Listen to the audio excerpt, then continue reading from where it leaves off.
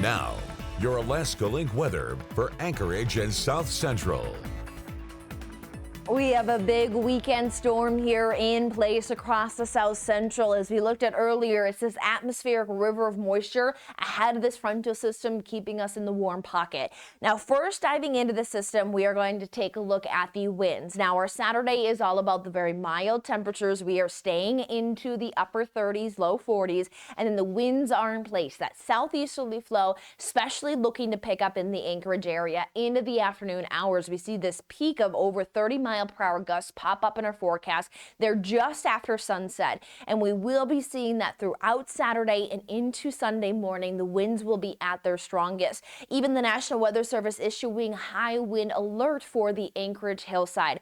As when we dive into the forecast, we can see the high winds that will even be moving through the valley there, over 45 mile per hour gusts possible, and even noting our coastal areas will have some of those 30 to 40 mile per hour gusts. But the areas that we are watching will be the high wind alert that is moving into the Anchorage hillside that could receive over 60 mile per hour gusts. And then we have portions there of the valley that is getting upwards of 45 mile per hour gusts, as well as the Copper River Basin. In those areas, especially paired up with heavy rainfall, falling tree and limb could be possible, and that could also lead to power outages. So big wind concerns that is matching up with the heavy rain concerns. We are seeing that the piling up of this moisture is allowing for the steady rain to continue all weekend long. Waves of energy with those high reflectivities lift in and stay steady across the South Central. There is not much movement in getting out of any of those high reflectivities as we step into Sunday. Sunday is going to stay very similar to what we have for our Saturday,